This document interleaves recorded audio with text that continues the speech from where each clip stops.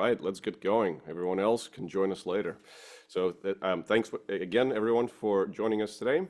My name's Alex. I'm the head of development and product at DBVisit, and I'm joined today by Tim Marshall, my wonderful colleague, who appears to be wearing my shirt. I'm pretty sure that's my shirt from the photos on screen there, Tim. So nice one. Yeah, I was just trying to make people confused. Good So, way, exactly. Now everyone's gonna think that you're me and I'm you, anyway. So today we're going to be talking about Oracle licensing, always a popular subject, and more specifically about right-sizing your Oracle license. You know, Oracle is an expensive product. I don't think that's a secret for anyone. And so if you're going to be investing in it, we better make sure that we're getting our money's worth. And that's very much what we're going to be talking about today. So before we get underway, I'm sure that some of you are already familiar with DBVisit software. We're relatively well known in the Oracle space, but those who are not, we are database disaster recovery specialists. It's the only thing we do. It's the only thing we're focused on. We implement real-world, easy-to-use, reliable database disaster recovery software. We've done it for over 20 years.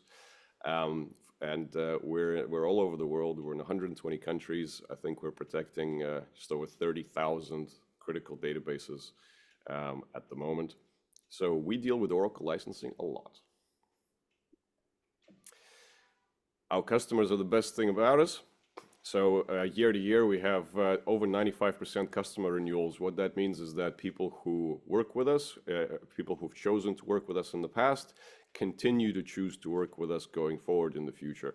And that to us is the ultimate confirmation that we're doing well. It's the ultimate satisfaction for us to see that customers year on year see that working with us, using our software is valuable for them, that they can rely on us when they need to. yeah, actually 99% for this quarter, so pretty good. Oh, really? Well, there you go. Tim is the master statistician in the company, so we'll go with what he says. These are just marketing numbers. All right. So I'll take it from here, just a little bit of background. Why are we talking about Standard Edition? Well, I think some of you will know about Standard Edition, but it's actually a pretty rarely mentioned Oracle version. If you go to the website, it's not really there.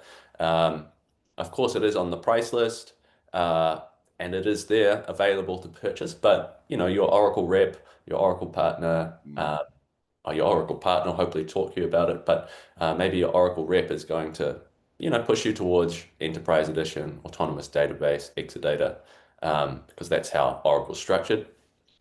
So we want to give you a little bit of more information about the different versions of Oracle and the different functionality available on Standard Edition to see if maybe that could be a way for you to save on Oracle licensing, and is there a fit there in the future? So we'll talk a little bit more about pricing later on, but you know, you could be saving, you know, $300,000 for a single database over 5 years. So it's something to definitely listen to and hear today, because the savings are worth it, and to see if there is a fit for you for some of your databases. So what are we going to talk about? Well, this is going to cover a few different places. It's going to talk about the Oracle versions, some of the feature limitations in SE, and we're also going to show you a kind of model architecture for Standard Edition. So that'll bring into account some third-party products and different ways of configuring Oracle SE to give you performance and resiliency. So looking at the most important kind of question we've got here, which is, how much can I save? The most flashy question, the question people tend to react to the most. Yeah, definitely. And you know, if there wasn't a performance saving, it's not really worth having this conversation, right? So, okay, so Socket. So how are the databases charged? First, there's a really big difference in how they're charged. So a lot of software that you'll be purchasing is charged per core, or in the case of Enterprise Edition, it's charged per 2 cores. So it's about 45,000, 50,000 US dollars per 2 cores. But Standard Edition is charged per socket unless you're using Oracle Cloud. But let's just keep it simple. It's charged per socket. And uh, you can have up to 2 sockets. And there's a maximum of 16 threads that you can use over those 2 sockets. Now, if we put that, okay, let's say we did a 8 core comparison here. That would be $160,000 for Enterprise Edition, $35,000 for Standard Edition, that's 2 sockets. Then we look at a 1 year of software maintenance for that, the Oracle software maintenance. You can see the figures there, $7,000 and $40,000. So the total cost for an 8 core Oracle database is $40,000 on for 1 year and $230 for enterprise. So that's $190,000 of difference. If you're running a resilient environment with a standby, you obviously need 2 licenses, so let's double that. That's around $350,000 difference between the 2 databases. So it's definitely worth taking the time today to see what the differences are. And hopefully it's worth your while as well when you're thinking about your next database to not immediately go to Enterprise Edition or Exadata, but actually say, oh, okay, what are my requirements for this database? Now, let's look at 5 years. So exactly the same calculation, looking at 5 years, $300,000 in savings over 5 years, and that's 600,000 for the primary and standby. I'm sure a lot of you will be saying, oh, hold on, I get some discounts on my Oracle licensing. I'm sure you do. These are just list prices off the Oracle pricing, which is available online. But even if you were getting 30% discount from your licensing, this is still a phenomenal difference and really worth your time looking into. Absolutely. And something that folks often misconsidering when they're talking about the costs of database licensing and the subject of migration comes up, oh, we have to migrate off Oracle because it's so expensive.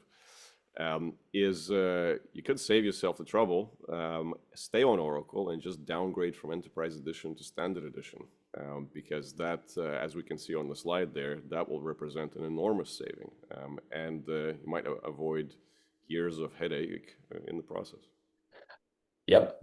We do support SQL Server and Postgres, so we're not really biased to any one database platform either. But there is something or a big thing to be said about if you are an Oracle house with Oracle trained DBAs, about staying on the Oracle platform and getting the benefits out of the Oracle database.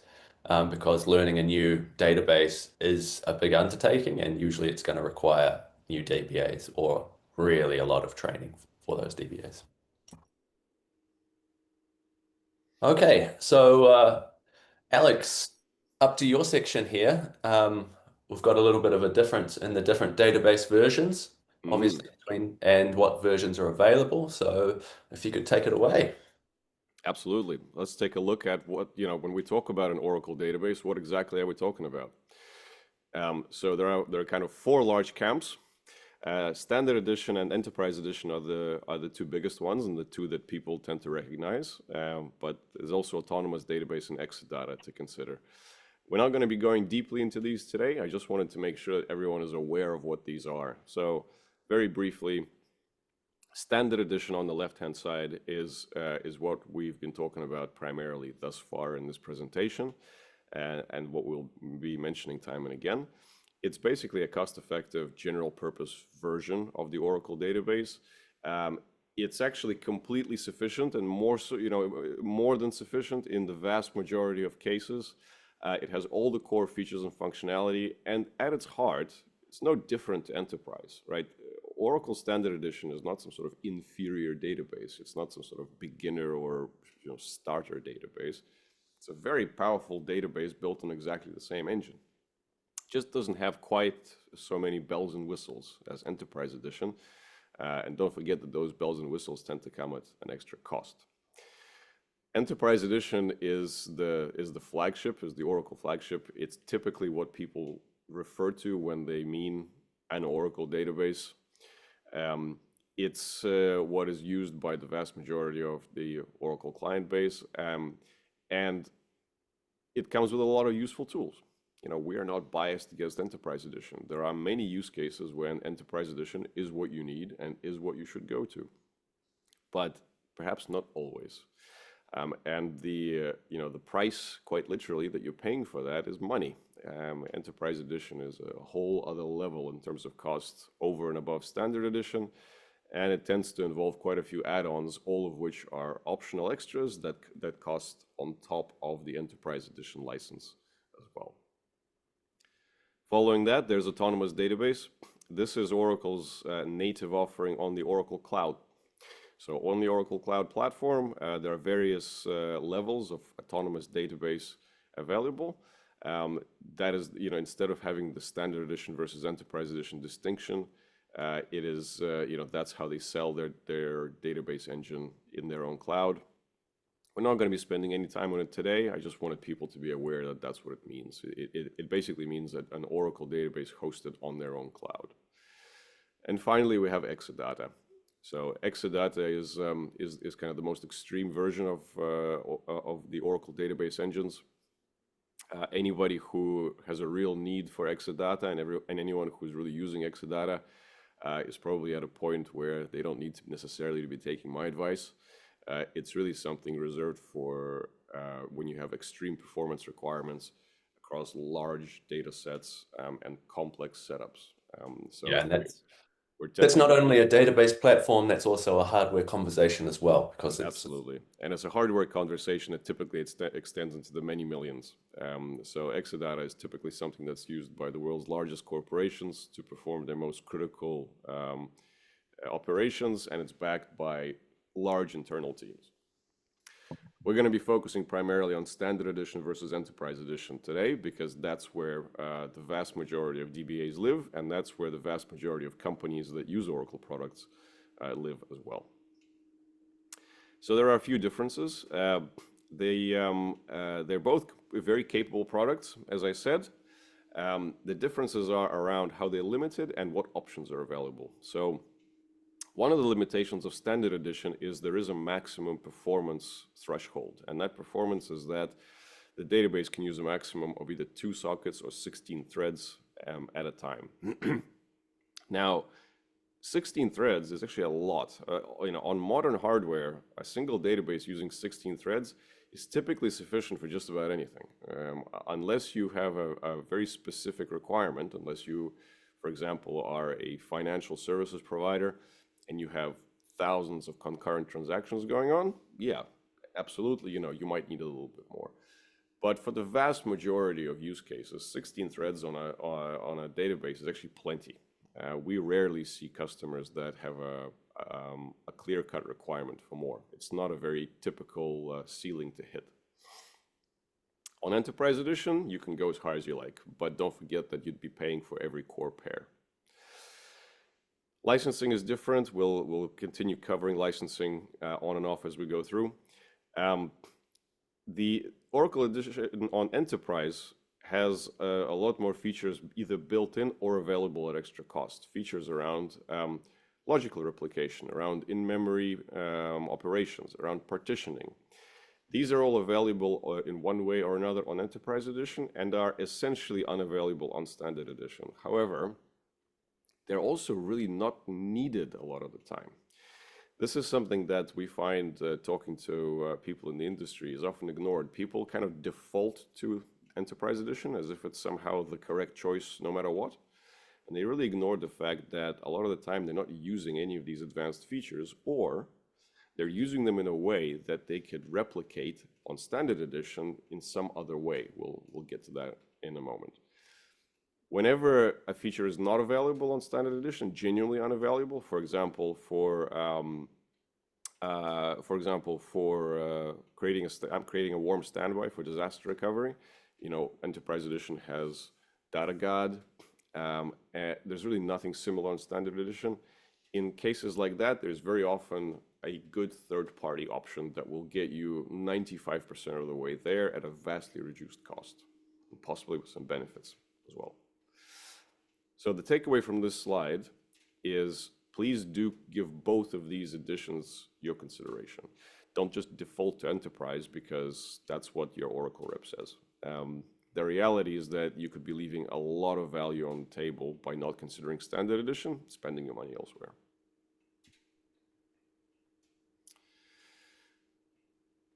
So I already covered most of this. Just some examples for alternative ways of using features. So for example, when it comes to partitioning or using the in-memory option, these are optimization features, right? They're used by DBAs to essentially to make the database more performant, which can be very important. But again, we're talking about a 16-thread database.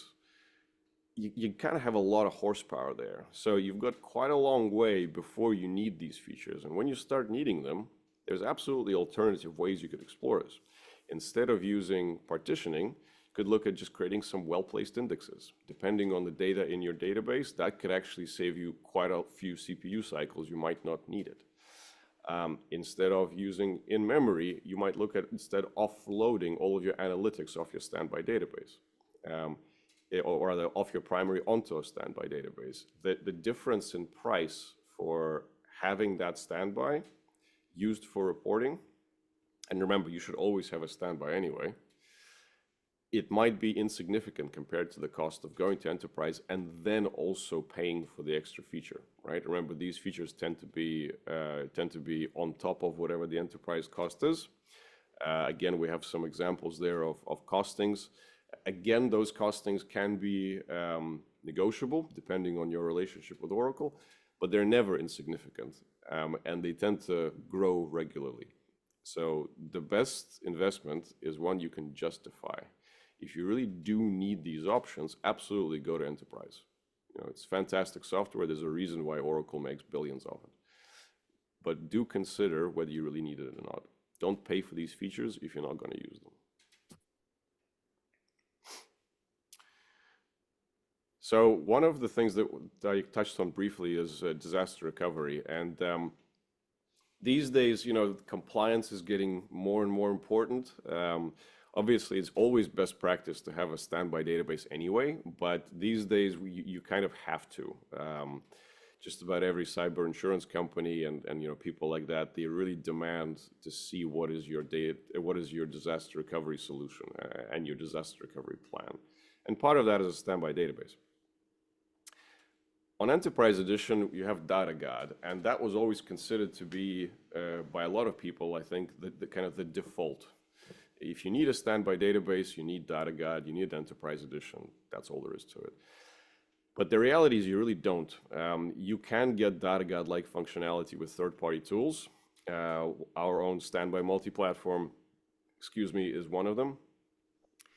We really get you 95% of the way there, and you get benefits along the way, not just reduced costs, but greatly improved ease of use, valuable additional features, the ability to use APIs and integrate it into your disaster recovery workflow in ways that DataGuard doesn't allow. There's various ways that these things can be done. And this is just a specific example of what I was saying earlier, where if a feature is missing from Standard Edition compared to Enterprise, you can often replace that feature to more benefit and less cost than it would take to get to Enterprise.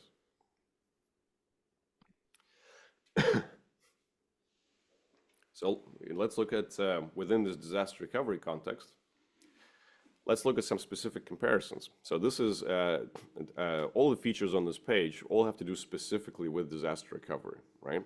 So over on the left-hand side is essentially an Oracle Standard Edition installation with a standby license, with a standby database, and what we call a scripted DR solution. So what this means is that the DBA in your company, kind of on their own, goes off and creates a custom script. You know, they run RMAN a few times and they put a few SQL+ commands together, and they replicate a database and, you know, and try shipping some logs. On the other side, kind of on the other extreme, we have Enterprise Edition with DataGuard.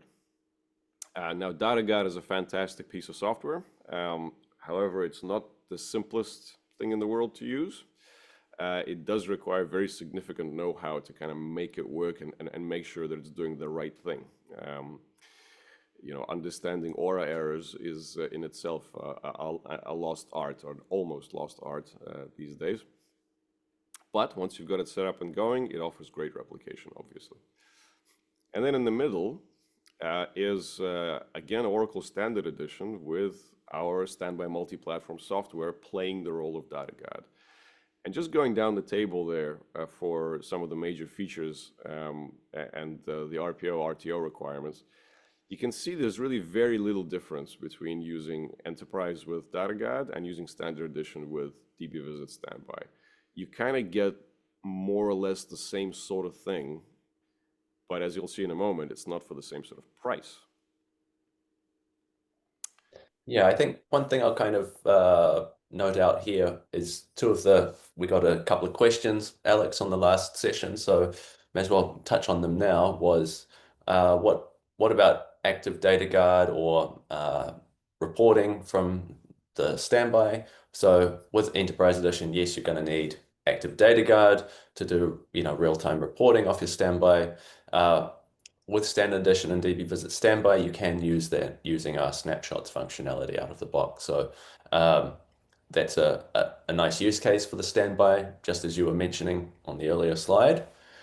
And the other one is, for some customers, they will want to do zero data loss. Now, with Data Guard, there is a maximum protection mode which you can enable, where once the data is committed, the actions can continue on the database. But so there is a performance hit with that. You usually need those standby in a location pretty close to the primary.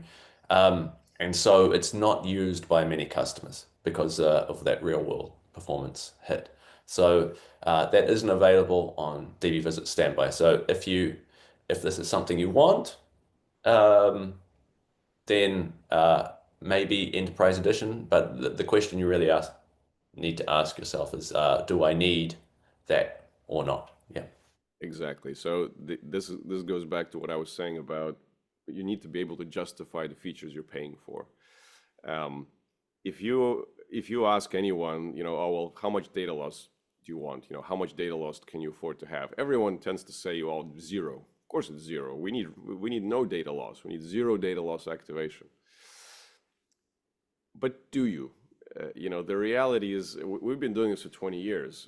We talk to thousands of people in the industry, to thousands of DBAs every single year. And we have customers ranging from very small companies, creating niche products, all the way through to international banks and, large government organizations. The reality is that very few people, very few business cases really require zero data loss. Unless you're a bank, concurrently processing financial transactions that need to be always available for auditing, for example, you really don't need zero data loss. Almost all companies out there, if they implement the correct workflow and a correct disaster recovery workflow, almost everybody out there can live very happily with a few minutes data loss. And the cost and the complexity involved in maintaining truly zero data loss replication and allowing for a few minutes of data loss is staggeringly different, right? One is a very expensive, very complex system requiring requiring a team to manage. And the other is something that you can have for an order of magnitude lower cost that is actually much more reliable day to day. So as Tim said, if you've done a thorough analysis of your business case and you really do need zero data loss activation, go for Enterprise Edition, implement Active Data Guard, make sure you've got the human resources in place to manage all that. Absolutely, we're very supportive of that. We're not anti-Enterprise Edition by any means, but please do justify the value that these features provide before paying for them, because you might find that you can get away with something a lot cheaper that works for you just as well. So outside of disaster recovery, There's also a few other things, of course, that are important for looking after a database and for making sure that everything's going well. And one of those things is monitoring. After all, how can you know how things are going if you can't see them? And just like the other features we've been discussing thus far, there are a few differences. Enterprise Edition kind of tends to include everything, at least in technical terms. Even if you Or can include everything. well, I mean, it actually does include these things. They're there. It's just that if you use them, you incur additional costs, right? True. So they make it, Oracle makes it easy for you to spend more money on Enterprise Edition. You can just use the feature, right? And it's just, it costs you money to do so. Just like with disaster recovery and other aspects of these things, there really are third-party options that can help you to avoid having to use these. Oracle Enterprise Manager with its optional packs is a fantastic tool if you are looking across a range of complex Oracle environments. You need to put together custom dashboards. You need to be able to have advanced performance diagnostics, typically between multiple instances. Fantastic tools. If you have a DBA who knows his way around them, and again, you have a workflow that requires it, great. But you really don't need this if you're unless you can justify exactly what you're going to do with it. Standard Edition, just like in every other respect, is a very capable database that actually offers quite a lot of options. So Oracle StatsPack, for example, can be used in many ways to get good insights. You can combine it with third-party tools, some of which are even free. So you can stand up a Zabbix-like platform. You can populate it with some metrics, and you'd be surprised how far you can go. If you only have a couple of instances to worry about, that can be more than enough. Because remember, the most kind of important aspect of monitoring is that the DBA or the admin is informed in a timely manner when something goes wrong, or indeed when something isn't going quite right. As long as you can make that happen, everything else is secondary. So typically, there's no need to drill down into so many secondary layers using Enterprise Manager and tuning packs and all the rest of it, because what the end result is going to be is just the DBA coming in and having a look. So consider using things like Foglight, consider using things like Zabbix. Basic monitoring tools on top of the built-in functionality in Standard Edition can actually be more than enough to make it work. And finally, security and auditing. This is my favorite subject. This is what I go on and on about. It's part of the increased compliance requirement worldwide. You're also the one who has to manage all of our customer auditing, Alex. So, or yes, when we get the questions. So you get quite a few of these. Yeah, I fill out a lot of compliance documentation. My record so far, by the way, is 314 pages. So if anyone out there wants to top that, please don't. These days, security and auditing seems to be the subject of the day. Everybody wants compliance. Everybody wants security. Again, Enterprise Edition, by its very nature, is built to give you as many options as possible, right? Things like fine-grained auditing and transparent encryption, they are very valuable if you need them. But they all come at an extra cost. It's all things I've said before. They all come at an extra cost. They all require somebody who's an expert to use. And the reality is that they're not features you kind of need by default. They're features that are available to address very specific use cases that you absolutely may have. If you have them, great, use them. But you do not need them to achieve good security on your Oracle database, right? Good security is about covering off your attack surfaces. Good security is about reducing your attack vectors. It's not about just having as many fancy features on your database as possible. So you can get just as good, or indeed, in my opinion, better results by spending more time addressing security concerns in and around your database than just paying for as many features related to security in your database as possible. So instead of investing in Oracle Advanced Security, for example, consider what's happening around your database. You know, is your file system monitored? Is your network access monitored? Do you have good role-based access control? Do you have role separation? Do you have a clear picture of what roles your API connectors are using, right? Do you have good control over your application?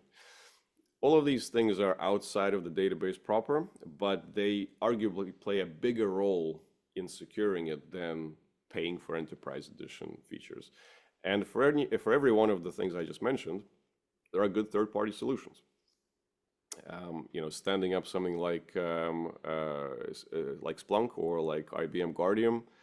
Guardium is quite large, but again, you might have a need for it, or you might have a department in your organization that already uses it. It's always easier to implement a tool if another department in the company is already using it. You know, consider that before you spend a lot of money on bringing in a similar tool that, you know, to one that's already being used by the company. Think about what you need and why you need it, rather than just going for as many fancy toys as possible, because the reality is that you're almost certainly not going to be using all of them to their full benefit. Remember, these features like Audit Vault, for example, all of them were initially created for huge corporate customers that had a very, very specific, very precise requirements.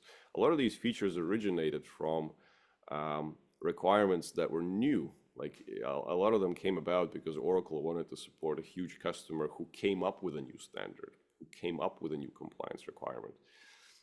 The chances that you also have that same exact requirement, to be honest, are quite slim. Again, we deal with a lot of people around the world. We've got over 1,700 customers at the moment of every size and shape. And all of them have a perfectly good use case for standard edition within their secured environments in all the same places as you are, in Europe, in Asia, in America, you know, and they're all living just fine. All right. So in the next section, we're going to put some of these really good points that Alex has talked about together and to see like, okay, what would a SE ecosystem actually look like, bringing together the ideas of performance, security, disaster recovery into one kind of ecosystem. So it's not that difficult, right? We've only got around 4 things to kind of think about here. So we have the core database, which is Oracle Standard Edition. Oracle Standard Edition includes Oracle ArmMan, which is the same feature as in Enterprise Edition. So we can plug that in there for our backups. Then if we think about disaster recovery, we're going to need something to replace DataGuard and deliver similar performance there. In this case, we can use a third-party product like dbVisit Standby.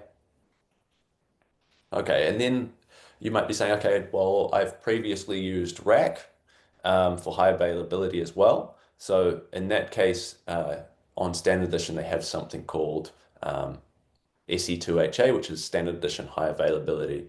Now, the difference between those two is that Standard Edition or RAC is an active-active, so you get both some high availability benefits, but you also get some performance benefits there as well. With Standard Edition, you get the high availability benefits, but you don't get the performance benefits because it's an active-passive arrangement. And there's still that 16-thread limitation. So we have ArmMan, Standby MP, and then Standard Edition high availability for high availability if you want it. In terms of monitoring, the base of that is going to be Enterprise Manager and Oracle Stats Pack, which is available for Standard Edition. And then, as Alex said, if you want to go above and beyond that, then we could use something for like Zabbix for monitoring. But if we want to go a little bit deeper into performance tuning, we could use SolarWinds or Quest Foglight to go whatever your organization or DBA is more familiar with. And both of those are going to be pretty affordable as well. Um, then on top of that, we've got some extra kind of I think we could treat that as the core of any business critical or mission critical database that's on Oracle.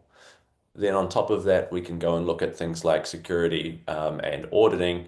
And as Alex illuminated just now, a large, already really well used globally, something like Splunk, IBM Guardium. There's also a database audit product out of Japan called Insight Piso. I think there's one out of the UK as well, Alex. Oh, Yep. Yep, Pete Finnegan has got some nice products for for that. They have complex names that are difficult to pronounce, but a search for Oracle database independent auditing will bring it up. yeah. And I'm sure Pete would be able to help you out with anything there as well. And then in terms of logical replication, you might be shipping data for analytics, something like that, reporting purposes, data lake. Well, on Enterprise Edition, you can have that option of Golden Gate. For Standard Edition, there's also a really well-known product called SharePlex. It's now owned by Quest SharePlex. So that would be something for you to look at. There are some other solutions as well out there. So just before we move on, note how many times on this slide does the word third party appear, right? It's quite a lot. Now, if you already combine the cost of all of these third-party suggestions for this system stack, we would still be a long way from enterprise, right? So implementing all of these things, and remember that in their capacity, almost almost all of these tools are going to be far easier to use than the enterprise edition variant thereof. You'd still be looking at a massive cost saving, even if you get a significant discount from Oracle. Yeah, because you've got to remember that all of these are also options. Most of them are options on Enterprise Edition as well. So, uh, And that some of these are in fact free. I mean, Zabbix is free. There's ways that you can implement aspects of system security for free. So, oh yeah, and things like Redgate, Oracle Monitor, it's very cheap. So, yeah. Okay, so let's just put some of that pricing into scale. I haven't added the cost of monitoring in here, but you're probably looking at around $1,000. Um, so if we compare now Standard Edition and Enterprise Edition, adding in the cost of Standby MP on a term-based 1-year license for a single database, um, you'll see that the price for standby is around $2,000. So all of the other figures are the same as we discussed. So if we get to the total cost for a year is around 90,000 versus 460,000 for Enterprise Edition for both the primary and standby databases. So that's a saving of, over $350,000 US. Yes, you're likely to get some discounts from Oracle. Let's just pretend that the difference is going to be, $200,000. That's, for a database pair, that's a significant amount, and you're likely going to be using some options for Enterprise Edition, so it's probably going to be bigger than that. And over 5 years, that's going to be $1 million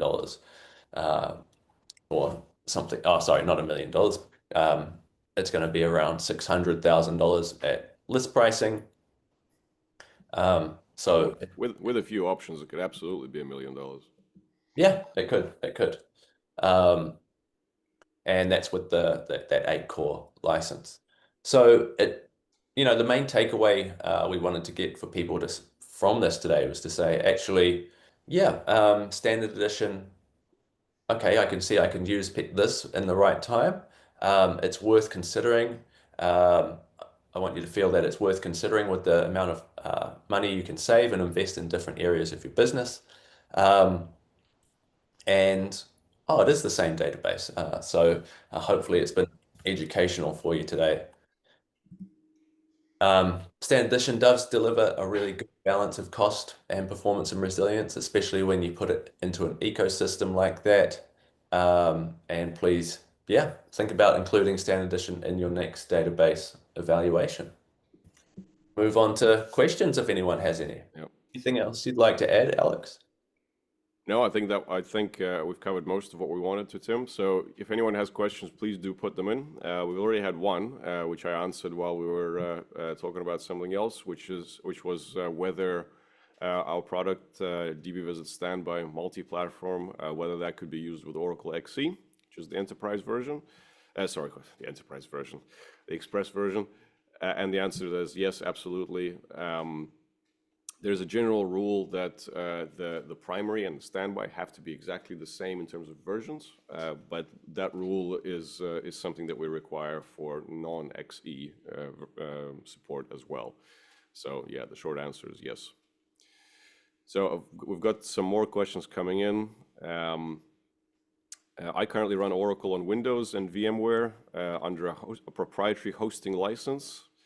I understand DataGuard isn't available with SE, but I know that Standby MP can be used as an alternative. Would I be able to achieve the same functionality? That's a really tricky question. It is a tricky question. Yeah. I mean, what is I might reach out to you afterwards, sir, and carry on with this discussion. I mean, the key question for me here is what is the same functionality, right? You've said here that you're using Active Data Guard on Enterprise Edition, but in exactly what way are you using it is what I would like to ask before answering that. And also because your question relates to proprietary hosting licensing models, there tends to be a couple of gotchas there. So I think I'd like to answer this one separately to you in an email afterwards, if you don't mind. Yeah, we do have customers definitely using DBVisit with various types of ISV licenses. Yeah. And there are some different requirements around that. Depends what your that ISV is providing or has written into the terms of their agreement. With Oracle, if you are a customer using a different type of ISV product, the responsibility is not on you, it's on the ISV. And yeah, we have quite a few agreements with individual ISVs as well. So yeah, we also work with there are there are some really good Oracle licensing experts around, and we've done some webinars with different ones. But people like License Fortress, a lot of our partners, people like Graph, Hunkler licensing experts, and often their service are worth their weight in gold Quite for the literally. savings that they can provide you around Oracle licensing. So we can provide you, if you are thinking of doing a move, they can help you navigate some of those trickier discussions with Oracle as well. Yeah, a good Oracle licensing partner is like a good accountant. They kind of it's incredible how much they can how much they can help you. All right. We'll just give it another few seconds to see if any other questions come through. So now is the time if anyone has any. I've got a question here, which was around, does DBVisit support pluggable databases? Well, you take it, Tim. Yep, so Standard Edition comes free actually with up to 3 pluggables. So you get 1 container and you can use Well, it doesn't. 3. It's not. It doesn't come free. It comes included in the cost. Well, yeah, okay, semantics. And DBVisit supports exactly, we try and align ourselves with exactly what Oracle's doing to be, as easy as possible for customers. So we support exactly the same 3 pluggable databases with DBVisit Standby. So if you are thinking about doing a reorganization of your databases, it is a good idea if they can be controlled in a singular way to use pluggables and make the most of that. And, there could be even more cost savings for you there. Yeah, absolutely. All right, I think we'll leave it there. So thank you very much for joining us, everybody. We really hope that was useful. And Yeah. we hope to speak to you again real soon. Yeah. Thank you, everyone.